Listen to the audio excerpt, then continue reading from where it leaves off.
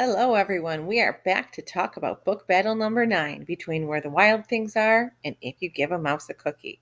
It's getting interesting because both of these books already won their first battles. So now we have to look at these books in a whole new light. And what I mean by that is we have to look at things differently. These book battles, this battle needs to be seen in a new light.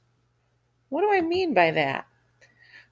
Okay, I don't mean a lightsaber battle between me and Mrs. Villardo and Mrs. Wright. No, I mean we have to look at things a different way that doesn't involve lightsabers.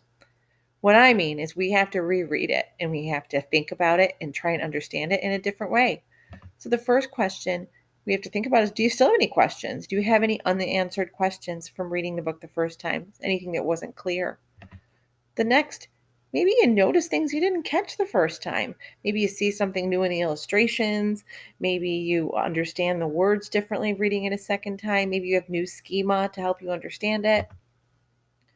Another thing you can do is confirm your understanding and go, check, yep, I still think that. That's still what I believe. Or maybe you see the story in a different way. Maybe now having to compare this book with another book that you love too, you see it differently. Maybe you realize you didn't love it as much. You don't love it as much as you did, or maybe you love it more than the other one. So your feelings might change. And that's also called synthesizing. Synthesizing means my thinking grows and changes as I read. So, like the pictures of the boy here with the flower, it starts one place and then it grows until he's got a full flower. So, no flower at first. Now he's got a big flower by the end of it. So when you're reading, you're synthesizing. Your thoughts are changing as you read. So at first I was thinking, maybe as I'm reading, my thoughts change a little, and in the end, I'm thinking something differently. So in these books, as you're thinking about these books growing and changing, now that you're reading these books again, are your feelings for them changing? That's what synthesizing is. That's our big word for the day. Let's look at some ideas that people said about where the wild things are. Just like the last time, I love wild things. So this person's feelings did not change. They still voted for this book. I like Where the Wild Things Are because I am a wild thing sometimes. I bet you sure can be, and I know a lot of us can be from time to time, right? I like Where the Wild Things Are better than If You Give a Mouse a Cookie because I think it's more interesting and exciting.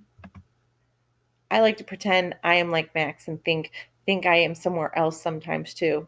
I always like to daydream a lot too, especially when I was a kid. That was something I did a lot. In this book, I could definitely relate to this person's comment. I like Where the Wild Things Are because it's funny. Definitely a good reason to choose it. Next, let's see some ideas for If You Give a Mouse a Cookie.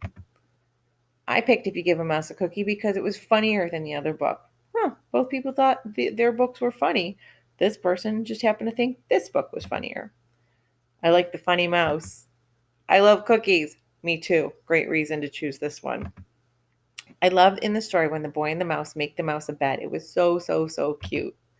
It's just a really funny story, and I like funny stories. I agree with you. A few more. I picked If You Give a Mouse a Cookie because it reminds me of when my brother accidentally dropped a chocolate chip cookie and my dog ate it. Great text to self connection. I like If You Give a Mouse a Cookie because I like how it starts and ends in the same place. Also, I like cookies. I like the book because the mouse is demanding. Ooh, wonderful character trait word. I like If You Give a Mouse a Cookie because it's funnier than the other one and it has cause and effect. Wonderful.